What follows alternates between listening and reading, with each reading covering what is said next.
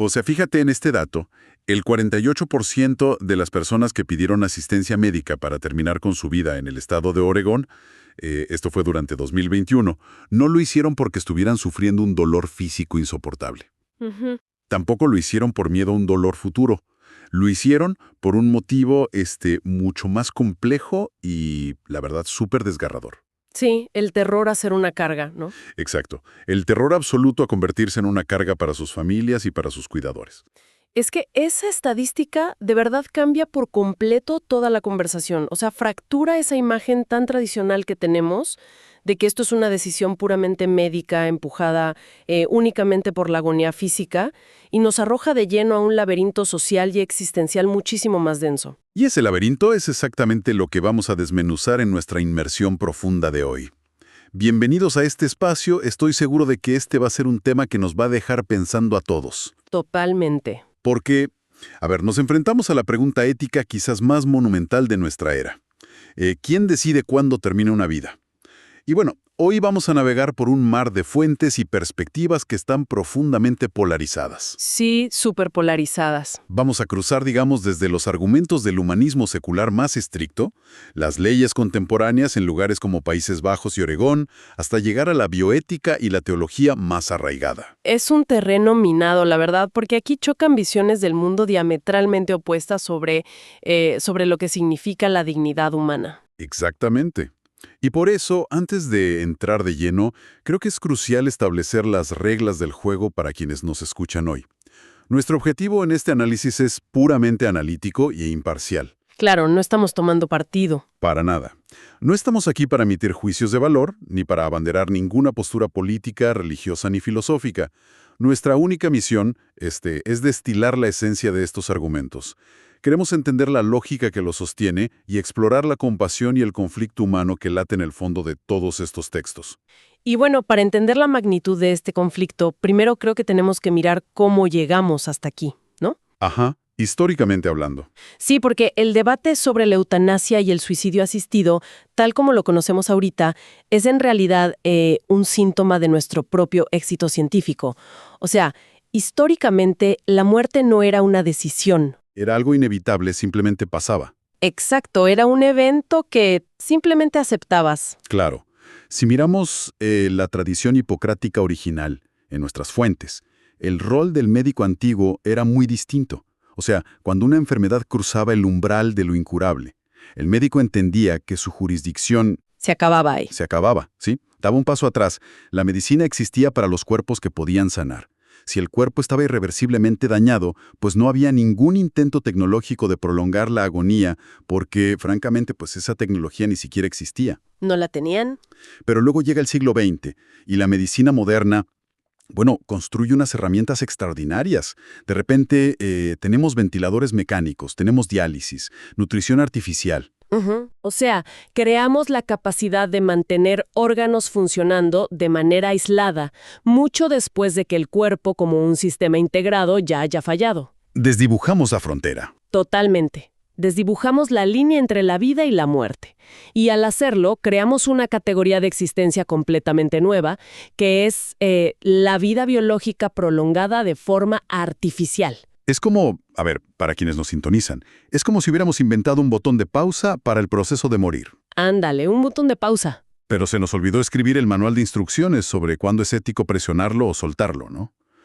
Y lo paradójico aquí, y esto me voló la cabeza revisando las fuentes, es que al leer tanto los textos teológicos más conservadores como los manifiestos humanistas más seculares, hay un punto de acuerdo. Sí, una intersección súper inesperada. Ambos odian el llamado ensañamiento terapéutico. Esa es para mí una de las grandes revelaciones de este análisis. Estoy convencida de que nadie, sin importar su cosmovisión, defiende la obstinación médica. O sea, mantener a un paciente sin esperanza de recuperación conectado a máquinas. Alargando una agonía inútil solo porque hay un cable que lo permite.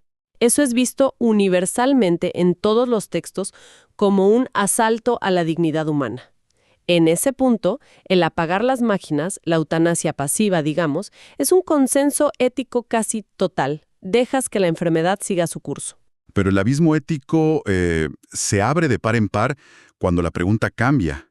O sea, ese consenso sobre detener la tecnología es relativamente fácil. La guerra de verdad estalla cuando ya no se trata de dejar que la naturaleza actúe, sino De pedirle al médico que intervenga, ¿no? exacto, de pedirle al sistema médico que intervenga activamente para detener el corazón. Es el salto enorme de retirar un soporte a, digamos, administrar una sustancia letal para tomar el control definitivo del final. Y ese deseo de control, fíjate, es la piedra angular del argumento humanista y secular que exploramos en los documentos. Se fundamenta en dos principios que para ellos son irrenunciables, que son la compasión ante el sufrimiento sin sentido y la autonomía del individuo. Pero, antes de seguir, creo que vale la pena hacer una distinción técnica rápida que viene en el texto de la Universidad de Aberdeen. Ah, sí, súper importante. Ellos diferencian entre suicidio asistido, donde es el propio paciente quien se administra la droga, lo cual enfatiza al máximo su autonomía, Ujú. y la eutanasia, que es cuando el médico es quien la administra directamente. Claro, el nivel de agencia cambia, pero el motor filosófico detrás es muy similar. Y aquí es donde entra James Rachels, un filósofo fundamental en nuestras fuentes, que plantea una distinción brillante para sostener esta postura secular. Sí, la vida biológica contra la biográfica. Exactamente.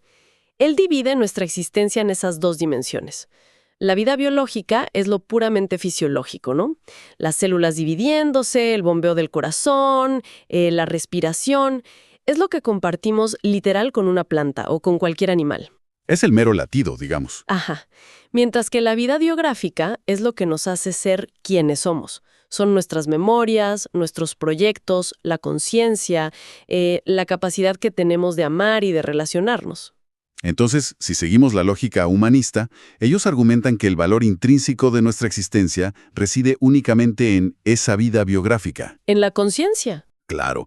Entonces, cuando esa conciencia desaparece de forma irreversible, ya sea por demencia avanzada o por un dolor que destruye la personalidad, obligar a alguien a mantener la vida puramente biológica no solo es ilógico, sino que Es cruel.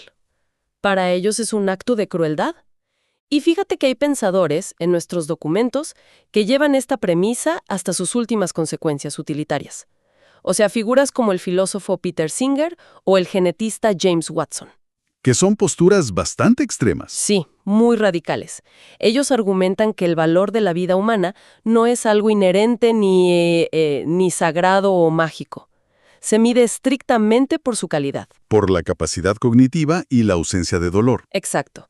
Entonces, bajo este prisma utilitario, una existencia que se ha vaciado de calidad pierde su valor intrínseco. Y el individuo, por lo tanto, tiene el derecho absoluto de decidir que esa vida ya no merece ser vivida. A ver, y aquí es donde la cosa se pone realmente interesante para quienes nos escuchan. Porque el razonamiento secular de la autonomía suena impecable en la teoría. Nos dice, o sea, soy un ser racional, mi dolor físico no tiene cura, exijo la libertad de terminarlo. Suena lógico. Pero aquí es donde ese argumento choca, pero violentamente, con la realidad estadística que mencionamos en el minuto 1 de este análisis. Los datos de Oregón. Exacto. Si el humanismo dice que esto es una decisión puramente libre para evitar el dolor físico, ¿por qué nuestros datos muestran que el dolor apenas es el motor principal? Es que esa discrepancia es brutal. Podríamos decir que es el talón de Aquiles de la idea de la autonomía absoluta.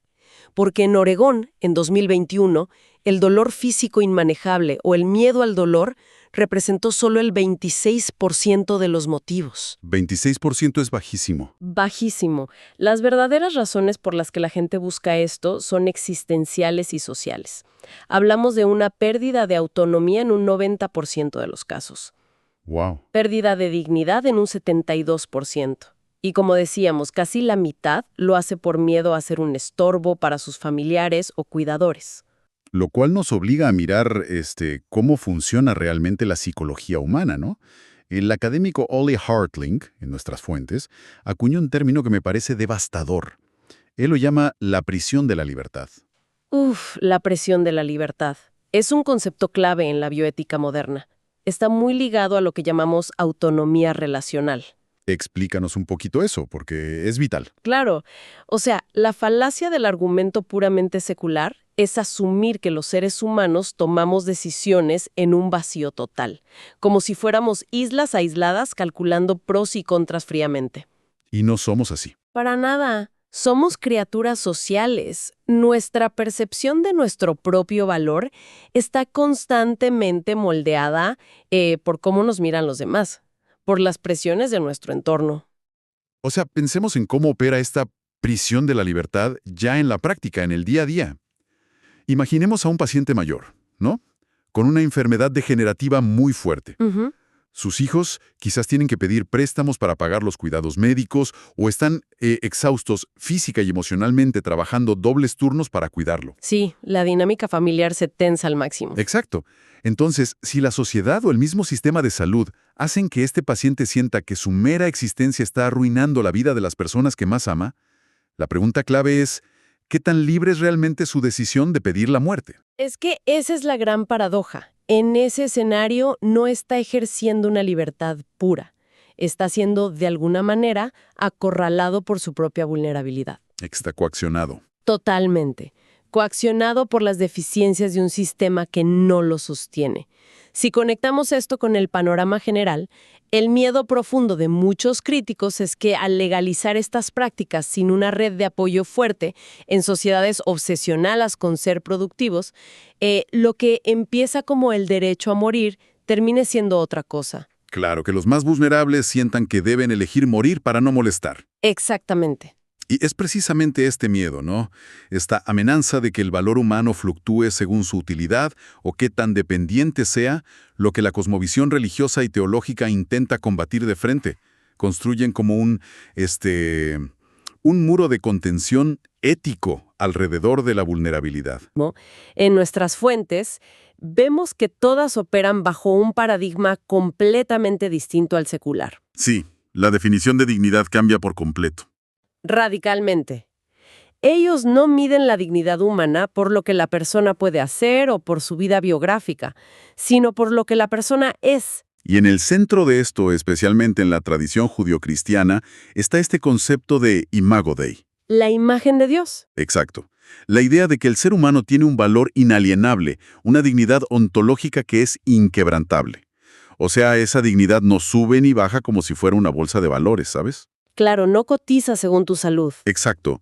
No se erosiona si la persona está en coma, si pierde sus recuerdos por demencia o si sufre dolores horribles. Sigue siendo una vida sagrada en su totalidad. Y hay un término hebreo fascinante que vimos en los textos que ilustra esto a la perfección. El neshama. Ah, el hálito de vida. Exactamente, se traduce como el hálito de vida, pero teológicamente no es simplemente oxígeno entrando a los pulmones.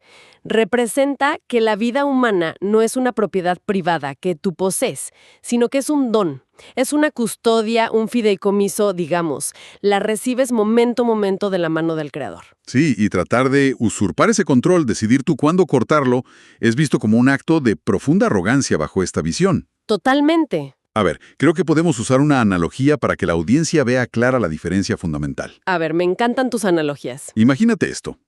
Para la perspectiva secular o utilitaria, tu existencia es como un auto de tu propiedad. Ok.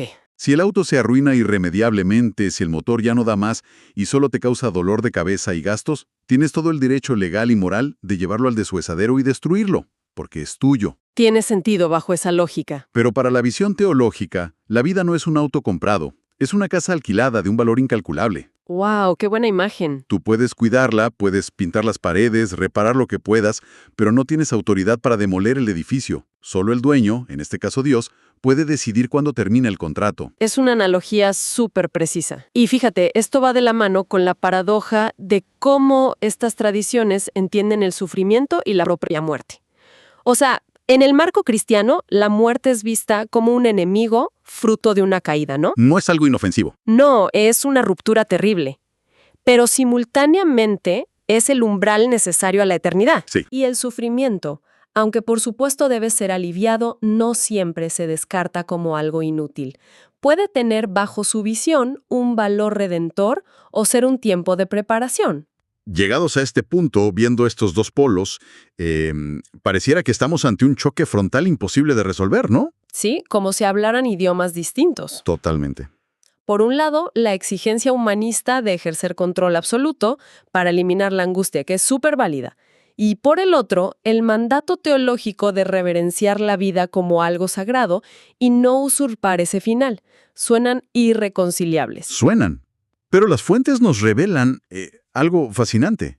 Una tercera vía, un puente de compasión donde convergen la ética médica moderna, el humanismo compasivo y la teología práctica. Y estamos hablando, por supuesto, de los cuidados paliativos. Así es. Y aquí es vital mencionar a una figura clave, la doctora Cicely Saunders. Pionera total. Ella en la década de los 60 inició el movimiento moderno de los hospices o centros de cuidados paliativos. Y lo revelador aquí es que este movimiento nació de profundas raíces cristianas. Sí, impulsado por el deseo de cuidar al más débil. Exacto. Pero fue tan médicamente efectivo y humano en su trato del dolor que fue adoptado universalmente por la ciencia secular. Es que el enfoque de los paliativos cambia por completo la premisa. O sea, a diferencia de la eutanasia o el suicidio asistido, la medicina paliativa no busca causar la muerte para eliminar el dolor. Esa es la clave. Buscan eliminar el dolor para optimizar la vida que queda, por breve que sea. Y esto me recuerda muchísimo al teólogo Stanley Hauerwas. Él tiene este concepto en nuestras fuentes que resume perfectamente el espíritu de esta tercera vía. Él lo llama la ética de la presencia. ¡Qué concepto tan poderoso! Lo es. Él argumenta que la verdadera compasión no es eliminar a la persona que sufre para aliviar nuestra propia incomodidad de verlo deteriorarse. La compasión real requiere valentía. Es acompañar al paciente en la oscuridad. Sentarse a su lado, literal. Y los datos clínicos respaldan esta filosofía. Porque cuando un paciente terminal ve que su dolor físico está siendo manejado agresivamente por expertos y simultáneamente se siente genuinamente amado. Claro, cuando siente que no es una carga. Exacto, cuando su entorno le confirma que es un miembro valorado, ese deseo abrumador de pedir la muerte a menudo se desvanece por completo. Esto plantea una pregunta súper importante. Es la gran prueba de fuego para los cuidados paliativos. A ver. ¿Qué ocurre cuando el dolor es tan resistente, tan catastrófico, que las dosis normales de analgésicos simplemente no hacen nada? Híjole, sí, los casos extremos. Exacto. ¿Qué pasa si la única forma de aliviar la agonía es administrar sedantes y morfina tan potentes que, médicamente hablando, el doctor sabe que van a deprimir el sistema respiratorio y, de hecho, van a acelerar la muerte? Esa es la zona más gris de todas en este debate. Porque pareciera que si la teología prohíbe acortar la vida, obligaría al paciente a sufrir una agonía de pesadilla solo para no administrar esa dosis alta. Y es justo ahí donde entra uno de los mecanismos éticos más elegantes que encontramos en la bioética. Y ojo, es aceptado universalmente, incluso por las autoridades religiosas más estrictas. Estamos hablando del principio del doble efecto. Ese mero. Es un concepto fascinante, que marca una frontera moral absoluta. Para que nuestra audiencia entienda cómo funciona, imaginemos a un piloto. Ok, ¿otra analogía? Venga. Un piloto que tiene que aterrizar un avión comercial con fallas catastróficas. No, ya no llega al aeropuerto. Y su única opción para intentar salvar a los pasajeros es aterrizar de emergencia en una autopista transitada. Ajá, una situación límite. La intención directa y primaria del piloto es salvar el avión y a sus ocupantes. El riesgo previsto, o sea, el efecto colateral indeseado, es que al aterrizar aplasta algunos autos en la autopista y cause tragedias. Claro. Si eso ocurre, es una consecuencia colateral y trágica de un intento de rescate, no es un asesinato deliberado de los conductores de la autopista. Es que esa es la mecánica exacta del doble efecto aplicada a la medicina paliativa. O sea, el objetivo principal, la intención férrea del médico, es matar el dolor devastador del paciente. El blanco a destruir es el síntoma, no la persona. Exactamente. Si para lograr ese alivio es absolutamente necesario usar dosis altísimas de analgésicos, sabiendo que eso prevé acortar la vida biológica por un paro respiratorio, la acción es éticamente lícita y compasiva. Porque la diferencia ética clave radica en la intención. En la intención, sí. La muerte se tolera como un efecto colateral trágico, pero jamás es la intención primaria.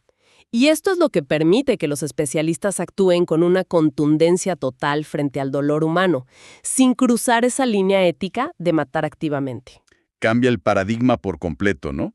Pasamos de preguntarnos, ¿cómo aceleramos el fin?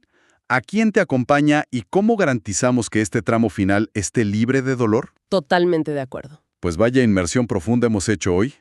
De verdad es un viaje monumental. Súper denso, pero muy necesario. Sí, hemos navegado por la intensa fricción entre dos grandes polos de la experiencia humana moderna.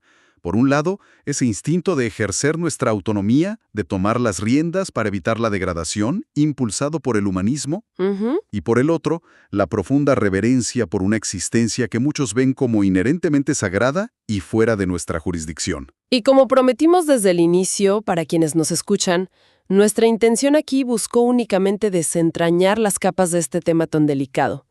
Hemos reflejado el dolor, las convicciones y la compasión presentes en todas estas fuentes sin defender ninguna trinchera. Así es, pero no nos podemos ir sin dejarles una última idea para la reflexión. Ah, la advertencia de John Hardwick. Sí, el filósofo John Hardwick, citado en los textos.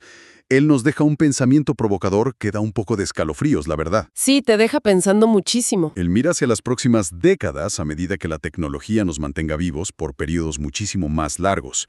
Nuestras poblaciones están envejeciendo rápido y los sistemas de salud se van a enfrentar a un estrés financiero brutal por los altos costos de los cuidados geriátricos prolongados. Y la pregunta que Hardwick lanza como una bomba de tiempo a la sociedad es esta.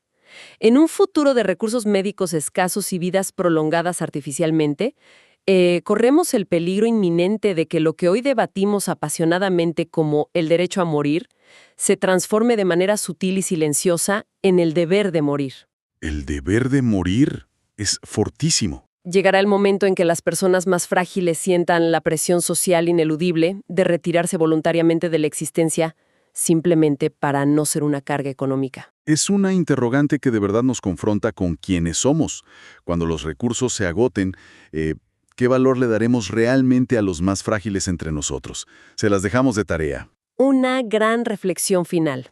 Gracias por acompañarnos en este análisis a fondo. Ha sido un placer desmenuzar esto. Nos escuchamos en la próxima entrega.